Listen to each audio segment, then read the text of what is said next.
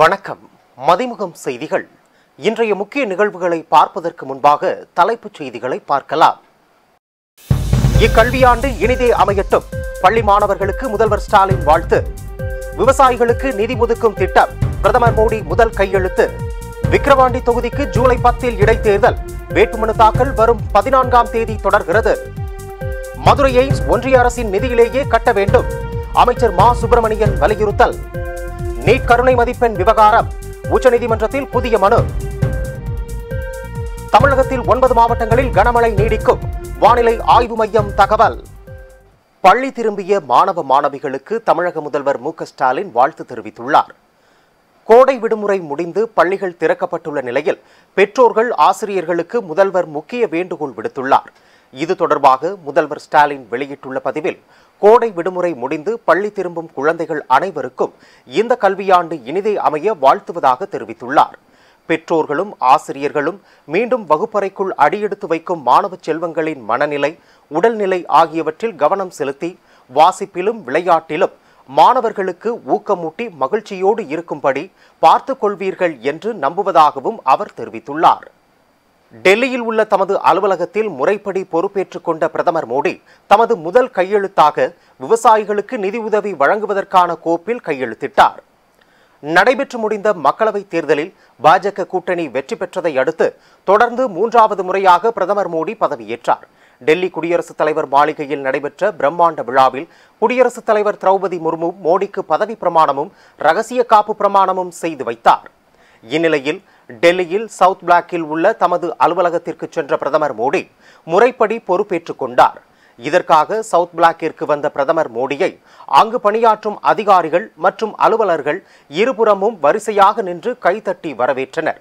அவர்களின் வரவேற்பை கைகூப்பியபடி புன்முறுவலோடு பிரதமர் மோடி ஏற்றுக்கொண்டார்.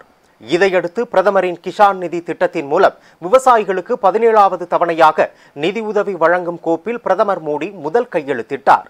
இதன் மூலம் 9.3 கோடி விவசாயிகள் பயன்பெறும் வகையில் 20,000 கோடி ரூபாய் ஒதுக்கப்பட்டுள்ளது.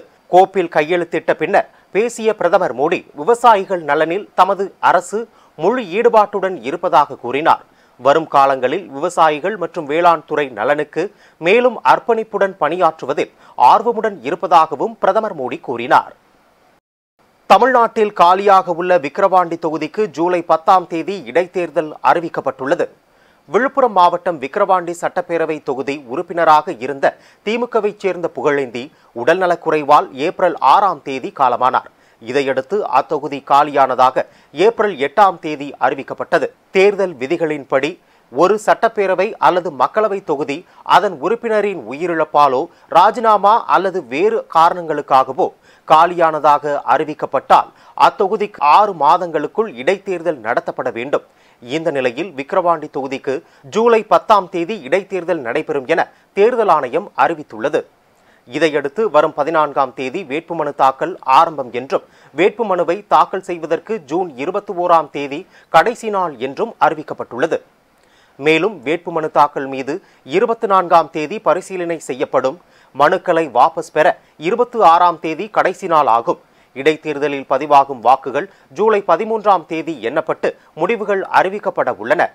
விக்கிரவாண்டி உள்பட நாடு முழுவதும் 7 மாநிலங்களில் மொத்தம் 13 சட்டப்பேரவை தொகுதிகளுக்கு இடைத்தேர்தல் அறிவிக்கப்பட்டுள்ளது. ஒன்றிய அரசின் நிதியில் மதுரை எய்ம்ஸ் மருத்துவமனையை கட்ட வேண்டுமென அமைச்சர் மா சுப்பிரமணியன் வலியுறுத்தியுள்ளார். இதுகுறித்து சென்னையில் செய்தியாளர்களை சந்தித்த அமைச்சர் மா சுப்பிரமணியன், புதிய அரசு ஜெய்கா நிறுவனத்திடம் இருந்து நிதியை பெறுவதை நிறுத்திவிட்டு மதுரை எய்ம்ஸ் மருத்துவமனையை ஒன்றிய அரசின் செலவிலேயே கட்டி முடிக்க வேண்டும் என தெரிவித்தார். ஒன்றிய அரசிடம் 10க்கும் மேற்பட்ட முறை நீட் விலக்கு கோரிக்கை வைக்கப்பட்டுள்ளதாக தெரிவித்த அமைச்சர், அந்தந்த மாநில அரசுகளின் விருப்பத்திற்கு ஏற்ப நீட் தேர்வினை நடத்த புதிய அரசு அனுமதிக்க வேண்டும் எனவும் தெரிவித்தார்.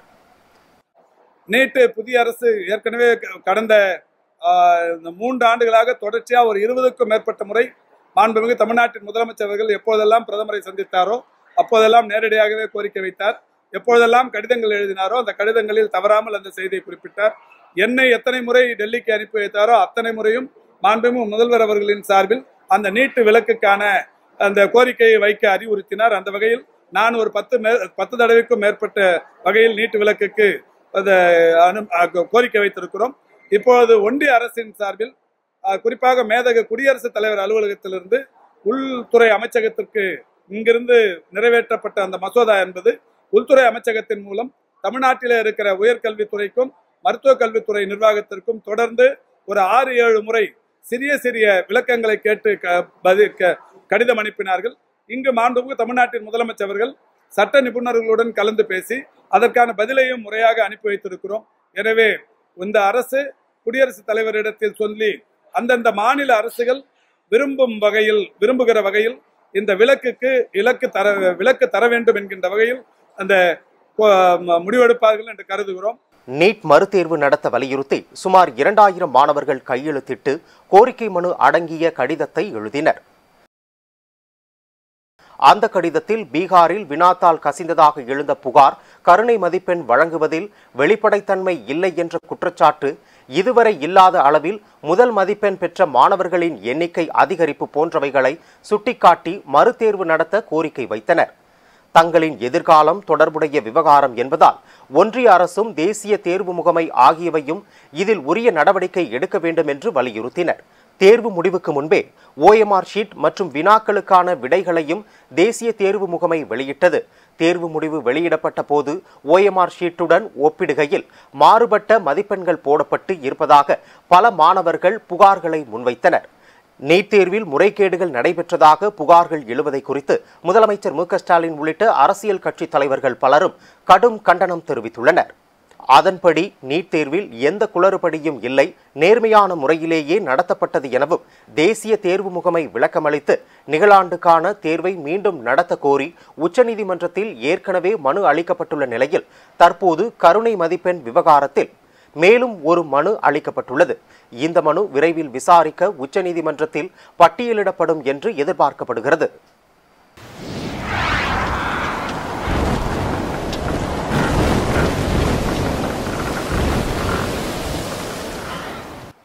தமிழகத்தில் கடந்த சில நாட்களாக தொடர் மழை பெய்து வருகிறது. இந்நிலையில் 9 மாவட்டங்களில் கனமழை நீடிக்கும் என வானிலை மையம் தெரிவித்துள்ளது. இதுகுறித்து விடுக்கப்பட்டுள்ள அறிவிப்பில் தென்னிந்திய பகுதிகளின் மேல் ஒரு வளிமண்டல மேலடுக்கு சுழற்சி நிலவுவதால் தமிழகத்தில் ஓரிரு இடங்களிலும் புதுவை மற்றும் காரைக்கால் பகுதிகளிலும் இடி மற்றும் மின்னலுடன் கூடிய லேசானது முதல் மிதமான மழை பெய்யக்கூடும் என தெரிவிக்கப்பட்டுள்ளது.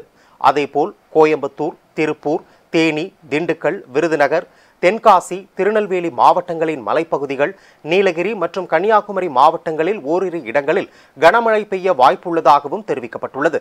மேலும் தமிழகத்தில் ஓரிரு இடங்களிலும் புதுவை மற்றும் காரைக்கால் பகுதிகளிலும் இடி மற்றும் மின்னலுடன் கூடிய லேசானது முதல் மிதமான மழை பெய்யக்கூடும் எனவும் வரும் 15ஆம் தேதி வரை தமிழகத்தில் ஓரிரு இடங்களில் புதுவை மற்றும் காரைக்கால் பகுதிகளிலும் லேசானது முதல் மிதமான மழை பெய்யக்கூடும் எனவும் வானிலை மையம் தெரிவித்துள்ளது.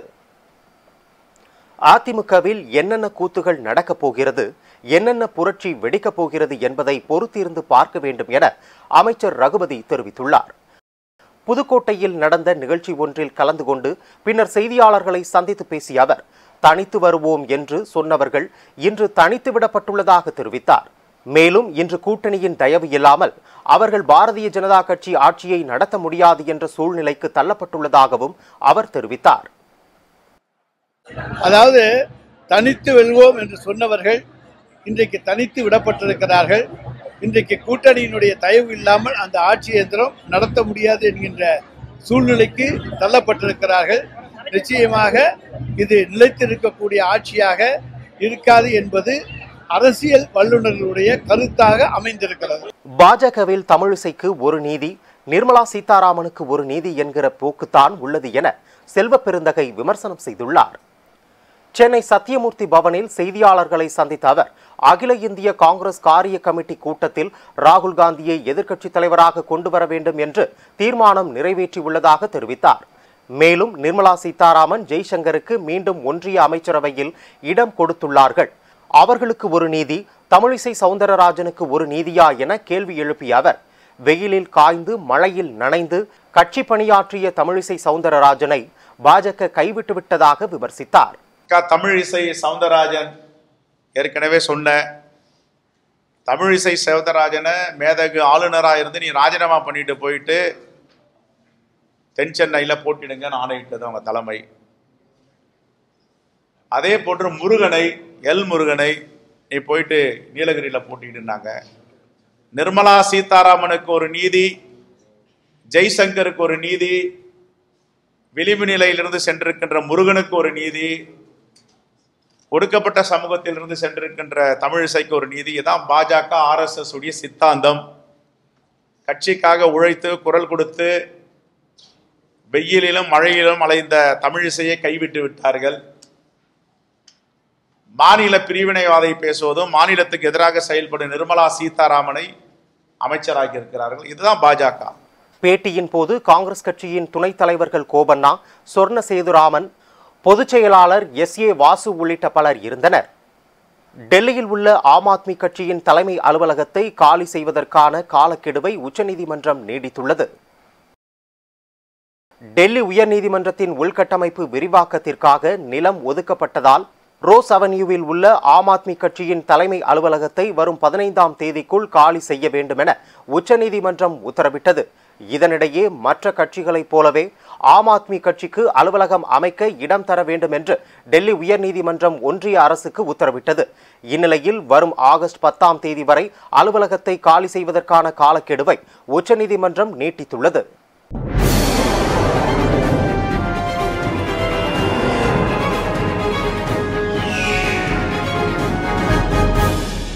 சென்னை புறநகரில் தடை செய்யப்பட்ட பிளாஸ்டிக் கவர்களை பறிமுதல் செய்து சுகாதாரத்துறையினர் விழிப்புணர்வு ஏற்படுத்தினர். சென்னை மாநகராட்சி 15வது மண்டலம் 195வது வார்டு மேட்டுக்குப்பம் பல்லவன் குடியிருப்பு பகுதியில் ஏராளமான கடைகளில் தமிழக அரசால் தடை செய்யப்பட்ட பிளாஸ்டிக் பொருட்களான கவர், டம்ளர் உள்ளிட்ட பொருட்கள் விற்பனை செய்யப்படுவதாக சுகாதாரத்துறை அதிகாரிகளுக்கு தகவல் வந்தது. இதனையடுத்து சுகாதாரத்துறையினர் அப்பகுதியில் உள்ள கடைகளில் ஆய்வு மேற்கொண்டனர். அப்போது அப்பகுதியில் உள்ள சுமார் 50க்கும் மேற்பட்ட கடைகளில் தமிழக அரசால் தடை செய்யப்பட்ட பிளாஸ்டிக் கவர், டம்ளர் உள்ளிட்ட பிளாஸ்டிக் பொருட்கள் விற்பனைக்காக வைத்திருந்தது கண்டுபிடிக்கப்பட்டது. அதைத் தொடர்ந்து கடைகளில் இருந்த சுமார் 30 கிலோ பிளாஸ்டிக் வகை பொருட்களை பறிமுதல் செய்த அதிகாரிகள் ரூபாய் 25,000 அபராதம் விதித்து நடவடிக்கை எடுத்தனர். தொடர்ந்து தடை செய்யப்பட்ட பிளாஸ்டிக் பொருட்களை விற்பனை செய்யக்கூடாது எனவும் அதனால் ஏற்படும் விளைவுகள் குறித்தும் சுகாதாரத்துறையினர் விழிப்புணர்வு ஏற்படுத்தினர். சென்னை வள்ளுவர் கோட்டத்தில் தமிழர் முன்னேற்றப்படை நிறுவன தலைவர் வீரலட்சுமி தலைமையில் தமிழகத்தில் கொக்கின் போதைப் பொருளை பயன்படுத்துகின்ற நடிகர் நடிகைகளை கண்டித்து கண்டன ஆர்ப்பாட்டம் நடைபெற்றது. இந்த ஆர்ப்பாட்டத்தில் நடிகர் விஜய், நடிகர் தனுஷ் உள்ளிட்டோர் கொக்கின் போதைப் பொருளை பயன்படுத்தியதாக பாடகி சுசித்ரா தெரிவித்த நிலையில் அவர்கள் மீது தமிழ்நாடு அரசு நடவடிக்கை எடுக்க வேண்டும் என வலியுறுத்தி கண்டன முழக்கம் எழுப்பப்பட்டது. அதனைத் தொடர்ந்து சென்னை தியாகராய நகரில் உள்ள தென்னிந்திய நடிகர் சங்கத்தை முற்றுகையிட முயன்ற தமிழர் முன்னேற்றப்படை நிர்வாகிகளை காவல்துறையினர் கைது செய்தனர். ஆர்ப்பாட்டத்தின் போது செய்தியாளர்களிடம் பேசிய வீரலட்சுமி, பாடகி சுசித்ரா, நடிகை விஜய், தனுஷ், சுசித்ராவின் கணவர் கார்த்தி உள்ளிட்டோர் கொக்கேன் போதைப் பொருள் பயன்படுத்துவதாக பாடகி சுசித்ரா குற்றம் சாட்டிய நிலையில் அவர்கள் மீது தமிழக அரசு நடவடிக்கை எடுக்க வேண்டும் என வலியுறுத்தினர். தமிழ்நாட்டில் உள்ள தமிழ் சினிமா துறை நாட்டு மக்களுக்கோ இளைஞர்களுக்கோ நல்லிணக்கத்தை சொல்லிக் கொடுக்குற அளவுக்கு தான் அவங்களுடைய திரை, கதை, வசனம் எல்லாமே இருக்கும். நடிகர்களும் அப்படி தான் வாழ்ந்துட்டு இருந்தாங்க. ஆனால் இப்போ சமீப காலத்தில் பார்த்தீங்கன்னா இன்றைக்கி தென்னிந்திய நடிகர் சங்கத்தில் இருக்கக்கூடிய நடிகர் நடிகைகள் இன்றைக்கி பொது வழியில் முன்னாள் ஜேர்னலிஸ்டாக இருந்த பாடகி சுசித்ரா பொது வெளியில் ஒரு ஓப்பன் டாக் சொல்லியிருக்கிறாங்க. என்னன்னு பார்த்தீங்கன்னா நடிகர் விஜய், தனுஷ், நடிகர் த்ரிஷா இவங்க இவங்களுடைய குடும்ப நிகழ்ச்சிகளிலும் விருந்தோம்பல் நிகழ்ச்சிகளிலும் வெள்ளி தட்டில் கொடிய போதைப் பொருளான கொக்கைன் பயன்படுத்துவதா அவங்க ஒரு குற்றச்சாட்டை முன் வச்சாங்க.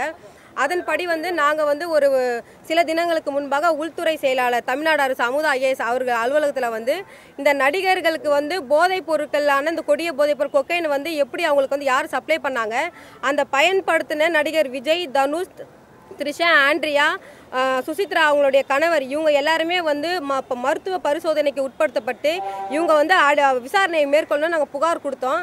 ஆனால் புகார் கொடுத்து இந்த நிமிஷம் வரைக்கும் ஒரு அடிப்படை விசாரணை கூட காவல்துறை தமிழ்நாடு அரசு காவல்துறை மேற்கொள்ளாமல் இருக்குது. எங்களுக்கு வருத்தம் அளிக்குது.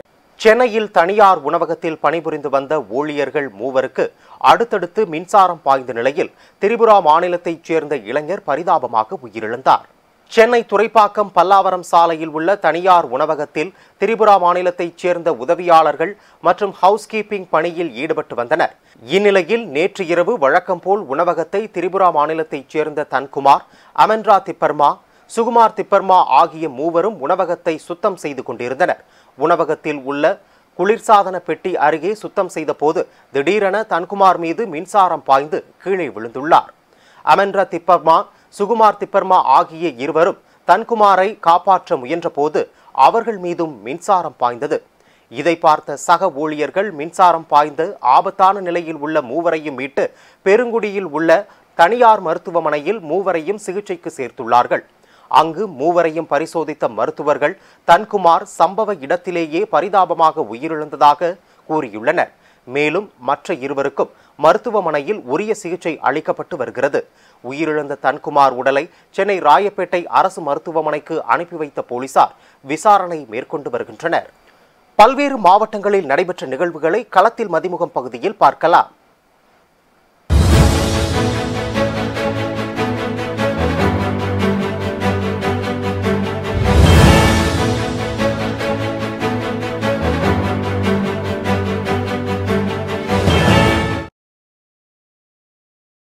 தேசபக்தியை எடுத்துக்காட்டும் வண்ணம் மத்திய அரசு கடந்த மார்ச் மாதம் முதல் பாதுகாப்பு பணியின் போது தீவிரவாத தாக்குதலில் பலியானவர்களின் வீடுகளுக்கு அவர் உயிர் தியாகம் செய்து வீரமரணம் அடைந்த நினைவு நாளில் நேரில் சென்று அதிகாரிகளின் படத்தை அலங்கரித்து அஞ்சலி செலுத்தி குடும்பங்களுக்கு ஆறுதல் தெரிவிக்க வேண்டும் என உத்தரவிட்டதின் அடிப்படையில் வேலூர் மாவட்டம் பெண்ணாத்தூர் கிராமத்தை சார்ந்த வீரமரணம் அடைந்த சிஆர்பிஎஃப் பாதுகாப்பு படை வீரர் வேலுவின் வீட்டிற்கு பெண்ணாத்தூர் சிஆர்பிஎஃப் டிஐஜி தினகரன் நேரில் வருகை தந்து வேலுவின் தாயார் பச்சையம்மாளுக்கு ஆறுதல் கூறியதுடன் அங்கு அலங்கரித்து வைக்கப்பட்ட வேலுவின் படத்திற்கு சிஆர்பிஎஃப் வீரர்கள் மற்றும் டிஐஜி தினகரன் மற்றும் பொதுமக்கள் உள்ளாட்சி பிரதிநிதிகளும் அஞ்சலியை செலுத்தினார்கள்.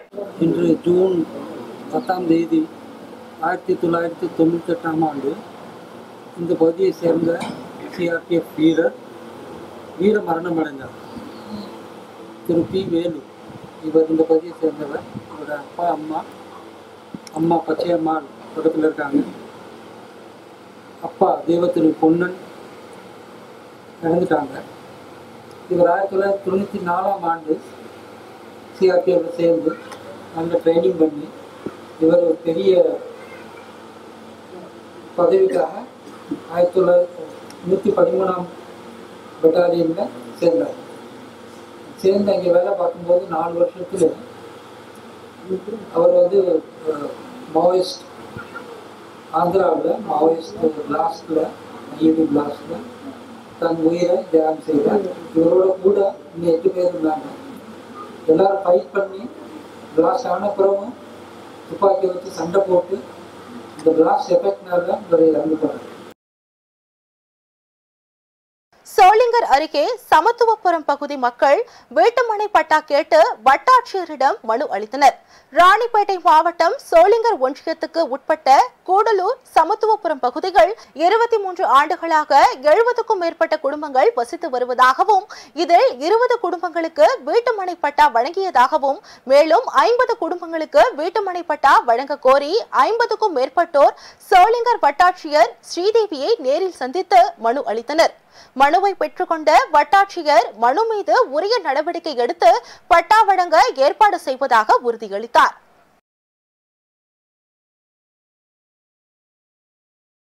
வேலூர் மாவட்டம் சதுப்பேரி பஞ்சாயத்துக்கு உட்பட்ட பெரிய அகமேடு பகுதிகள் 500க்கும் மேற்பட்ட குடும்பங்கள் வசித்து வருகின்றன. இந்நிலையில் இந்த பகுதிகள் அடிப்படை வசதிகளான சாலை மற்றும் கழிவுநீர் கால்வாய் வசதி ஏற்படுத்த தற்கூறி பலமுறை இப்பகுதி மக்கள் ஊராட்சி மன்ற தலைவர் மற்றும் வட்டார வளர்ச்சி அலுவலகத்தில் மனு அளித்து எந்த நடவடிக்கையும் மேற்கொள்ளாத நிலையில் 50க்கும் மேற்பட்ட கிராம மக்கள் ஆர்ப்பாட்டத்தில் ஈடுபட்டனர். வேலூர் சைதாப்பேட்டை வசந்தபுரம் பகுதியை சேர்ந்தவர் ஜெயபிரகாஷ். இவர் மீது ஏற்கனவே பல்வேறு குற்ற வழக்குகள் உள்ள நிலையில் அதே பகுதியை சேர்ந்த பாண்டியனுக்கும் ஜெயபிரகாஷுக்கும் ஏற்கனவே முன்விரோதம் இருந்ததாக கூறப்படுகிறது. இந்த நிலையில் ஜெயபிரகாஷ் பாண்டியன் வீட்டில் இரவு செல்போனை திருடியுள்ளார். இதை கண்ட பாண்டியன் மற்றும் நண்பர்கள் 4 பேர் சேர்ந்து ஜெயபிரகாஷை தாக்கி ஜெயபிரகாஷின் தலையில் பாட்டிலால் அடித்ததில் ஜெயபிரகாஷ் இரத்த வெள்ளத்தில் சம்பவ இடத்திலேயே கீழே விழுந்துள்ளார். இரத்த வெள்ளத்தில் இருந்த ஜெயபிரகாஷை மீட்டு வேலூர் அடுக்கம்பாறை பகுதியில் உள்ள அரசு மருத்துவமனைக்கு சிகிச்சைக்காக கொண்டு சென்றனர். இந்த நிலையில் இன்று ஜெயபிரகாஷ் சிகிச்சை பலனின்றி உயிரிழந்துள்ளார். இந்த சம்பவம் குறித்து வடக்கு காவல்துறையினர் வழக்கு பதிவு செய்து விசாரணை மேற்கொண்டனர். விசாரணையில் ஜெயபிரகாஷை தாக்கிய வசந்த், தனுஷ் 2 பேரை கைது செய்த காவல்துறையினர் மேலும் 2 தேடி வருகின்றனர். வேலூர் மாவட்டத்தில் மாணவ மாணவிகள் பயிலும் பள்ளியிலேயே ஆதார் பதிவு செய்யும் சிறப்பு முகாமை மாவட்ட ஆட்சித்தலைவர் சுப்புலட்சுமி தொடங்கி வைத்து மாணவ மாணவிகளுக்கு விலையில்லா புத்தகங்களை வழங்கியுள்ளார். கோடை விடுமுறை முடிந்து பள்ளிகள் இன்று திறக்கப்பட்டதை தொடர்ந்து மாணவ மாணவிகளுக்கு விலையில்லா புத்தகங்களை வேலூர் மாவட்ட ஆட்சித்தலைவர் சுப்புலட்சுமி அவர்கள் வழங்கி மாணவ மாணவிகளுக்கு பயிலும் பள்ளியிலேயே ஆதார் பதிவு செய்யும் சிறப்பு முகாமை கொணவட்டம் அரசு மேல்நிலைப் பள்ளிகள் இன்று தொடங்கி வைத்தார். இந்நிகழ்வின் போது வேலூர் மாநகராட்சி மேயர் சுஜாதா ஆனந்தகுமார், மாவட்ட முதன்மை கல்வி அலுவலர் மணிமொழி, மாவட்ட கல்வி அலுவலர்கள் திரு தயாளன், திரு பழனி, திருமதி தனலட்சுமி, ஒருங்கிணைந்த பள்ளி கல்வி உதவி திட்ட அலுவலர் மகாலிங்கம் உட்பட பலர் உடனிருந்தனர்.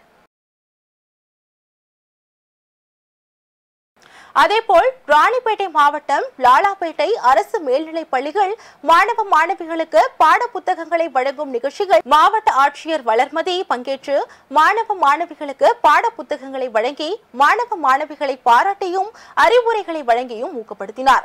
மேலும் இதனைத் தொடர்ந்து மாணவ மாணவிகளுக்கு பள்ளியில் நடைபெற்ற புதிய ஆதார் கார்டு வழங்குவதற்கான பதிவேற்றம் செய்வது மற்றும் ஆதார் கார்டில் இருக்கக்கூடிய பிழைகளை திருத்தம் செய்யும் விதமாக நடைபெற்று வந்த பணிகளை மாவட்ட ஆட்சியர் பார்வையிட்டு ஆய்வினை மேற்கொண்டார்.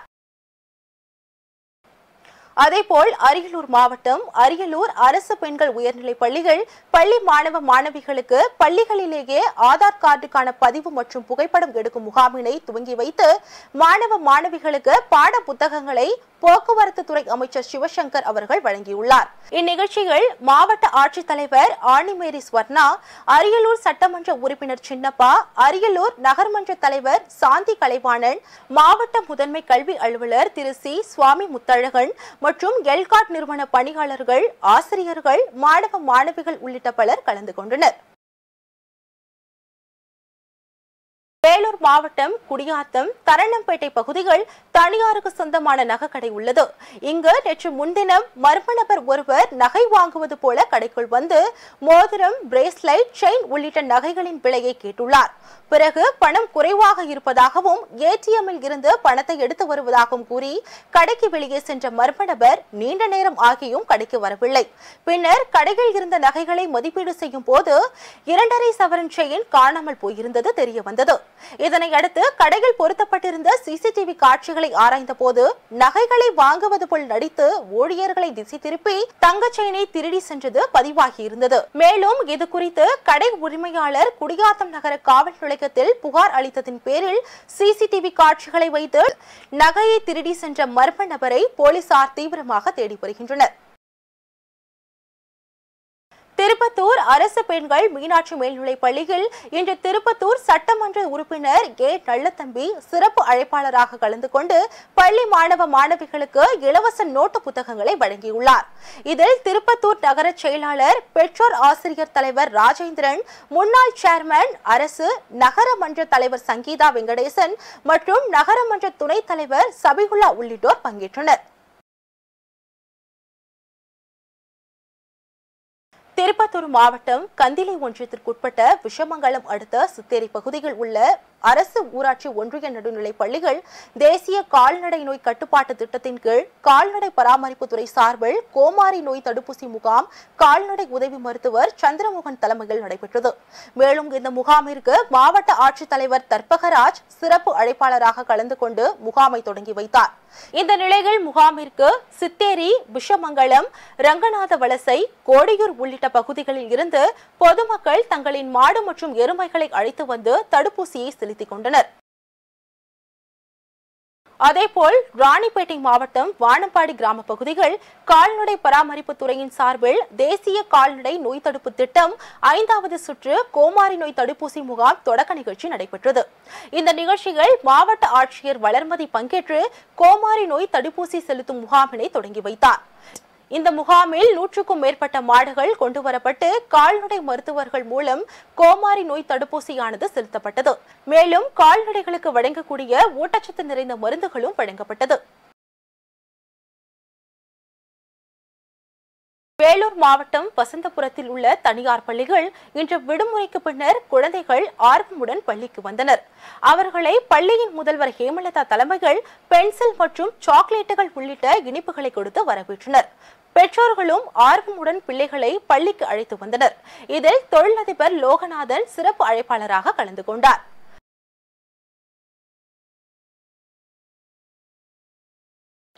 அதேபோல் திருவாரூரில் உள்ள ஆக்ஸ்போர்ட் மழலையர் பள்ளிகள் புதிதாக பள்ளிகளில் குழந்தைகளை சேர்க்கும் நிகழ்ச்சியும் பழைய மாணவர்கள் வருகை தந்த போதும் அனைவருக்கும் பள்ளியின் தாளாளர் எஸ் ராஜ்குமார், தலைமை ஆசிரியை எஸ் ஜெயந்தி ஆகியோர் மாணவர்களுக்கு இனிப்புகள் வழங்கி கைகுலுக்கி வரவேற்று நிகழ்ச்சி நடைபெற்றது.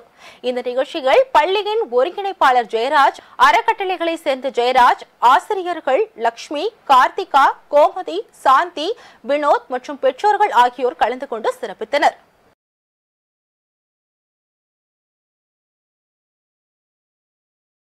ஒசூர் பகுதியை சேர்ந்த தனியார் நிதி நிறுவன ஊழியர் சுரேஷ் மற்றும் அவரது நண்பர்கள் அசோக், பாபு, திலீப், புருஷோத்தமன், மனோஜ் ஆகியோர் பள்ளிகொண்டா பகுதியில் நடைபெறும் நண்பரின் திருமணத்திற்கு வந்து திருமணம் முடிந்து மீண்டும் ஓசூர் நோக்கி காரில் சென்றுள்ளனர். கெத்தாண்டப்பட்டி அருகே உள்ள சென்னை பெங்களூர் தேசிய நெடுஞ்சாலையில் சென்றபோது திண்டுக்கல் பகுதியை சேர்ந்த தங்கராஜ் மற்றும் இவரது தந்தை ஜெகதீஷ், தங்கராஜின் மனைவி சரண்யா, குழந்தைகள் முகில், ஆதி, சிபியுகன் ஆகியோர் திண்டுக்கல் பகுதியில் இருந்து நெல்லூர் நோக்கி சென்றனர். தங்கராஜ் சென்ற கார் கட்டுப்பாட்டை இழந்து தடுப்பு கம்பிகளை உடைத்துக் கொண்டு எதிர் திசையில் சுரேஷ் சென்ற கார் மீது விபத்துக்குள்ளானதில் படுகாயங்களுடன் சிகிச்சைக்காக வாணியம்பாடி அரசு மருத்துவமனைக்கு கொண்டு சென்று அனுமதித்தனர். மேலும் இந்த விபத்து தொடர்பாக நாட்டாரம்பள்ளி போலீசார் வழக்கு பதிவு செய்து விசாரணை நடத்தி வருகின்றனர். திருவள்ளூர் மாவட்டம் பழவேற்காடு பகுதியை சுற்றியுள்ள 50க்கும் மேற்பட்ட மீனவ கிராம மக்கள் இங்குள்ள அரசு ஆரம்ப சுகாதார நிலை மருத்துவமனையை பயன்படுத்தி வரும் நிலையில் இங்கு 24 மணி நேரமும் மருத்துவர்கள் மற்றும் செவிலியர்கள் பணிக்கு இல்லாததால் தொடர்ந்து நோயாளிகள் பாதிக்கப்படுவதாகவும் விபத்து நேரங்களில் போதிய சிகிச்சை பெற முடியாமல் அடிக்கடி உயிரிழப்புகள் ஏற்படுவதாகவும் வேதனை தெரிவித்தனர். இதுகுறித்து பலமுறை சுகாதாரத்துறை அதிகாரிகளுக்கு முறையிட்டும் போதிய மருத்துவர்கள் மற்றும் செவிலியர்கள் நியமிக்க நடவடிக்கை எடுக்காததால் புரட்சி பாரதம் கட்சி வடக்கு மாவட்ட செயலாளர் வழக்கறிஞர் ராஜா தலைமையில் சுகாதாரத்துறை மற்றும் அரசு மருத்துவமனை நிர்வாகத்தினை கண்டித்து கண்டன கோஷங்களை எழுப்பி ஆர்ப்பாட்டத்தில் ஈடுபட்டனர்.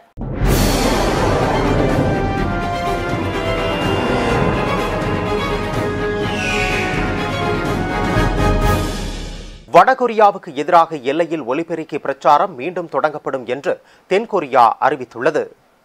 வடகொரியா அணு ஆயுதங்களை அடிக்கடி சோதனை நடத்தி வருவதால் கொரிய தீபகற்பத்தில் பதற்றம் ஏற்படுகிறது. இதை கண்டிக்கும் வகையில் வடகொரியாவுக்கு எதிரான பிரசுரங்கள் அடங்கிய பலூன்களை தென்கொரிய தன்னார்வலர்கள் கடந்த மாதம் வடகொரியாவிற்குள் அனுப்பினர். அதன் எதிரொலியாக வடகொரியா குப்பைகள், பிளாஸ்டிக் கழிவுகள் ஆகியவற்றை பைகளில் போட்டு ராட்சத பலூன்களில் தென்கொரியாவுக்கு அனுப்பியது. ஒரு சில நாட்களில் மட்டும் ஆயிரக்கணக்கான பலூன்களை வடகொரியா வீசியது. இந்நிலையில் தென்கொரியா தேசிய பாதுகாப்பு இயக்குனர் தலைமையில் உயர் அதிகாரிகளின் ஆலோசனை கூட்டம் நடந்தது. இதில் வடகொரியாவுக்கு எதிராக எல்லையில் ஒலிபெருக்கி பிரச்சாரத்தை மீண்டும் தொடங்க முடிவு செய்யப்பட்டுள்ளது. இரு நாட்டு எல்லையில் வடகொரியாவை நோக்கி ராட்சத ஒலிபெருக்கிகளை வைத்து அதில் அந்த நாட்டுக்கு எதிராக பிரச்சாரம் செய்ய தென்கொரியா திட்டமிட்டுள்ளது. இது போன்ற செயல்களுக்கு எதிராக வடகொரியா நேரடி ராணுவ தாக்குதல் நடத்தக்கூடும் என்றும் இதனால் வீரர்களை தயார் நிலையில் வைத்திருக்குமாறு தென்கொரிய ராணுவ கமாண்டர்களுக்கு அந்நாட்டு பாதுகாப்பு அமைச்சர் உத்தரவிட்டுள்ளார். மீண்டும் தலைப்புச் செய்திகள். இக்கல்வியாண்டு இனிதே அமையட்டும். பள்ளி மாணவர்களுக்கு முதல்வர் ஸ்டாலின் வாழ்த்து. விவசாயிகளுக்கு நிதி ஒதுக்கும் திட்டம் பிரதமர் மோடி முதல் கையெழுத்து. விக்கிரவாண்டி தொகுதிக்கு ஜூலை 10 இடைத்தேர்தல். வேட்புமனு தாக்கல் வரும் 14ஆம் தேதி தொடர்கிறது. மதுரை எய்ம்ஸ் ஒன்றிய அரசின் நிதியிலேயே கட்ட வேண்டும். அமைச்சர் மா சுப்பிரமணியன் வலியுறுத்தல். நீட் கருணை மதிப்பெண் விவகாரம் உச்சநீதிமன்றத்தில் புதிய மனு. தமிழகத்தில் 9 மாவட்டங்களில் கனமழை நீடிக்கும். வானிலை ஆய்வு மையம் தகவல். இத்துடன் செய்திகள் நிறைவடைந்தன. மீண்டும் செய்திகள் பிற்பகல் 1:30 மணிக்கு. மேலும் செய்திகளை தெரிந்து கொள்ள மதிமுகம் பிரைம் யூடியூப் தளத்தில் இணைந்திருங்கள்.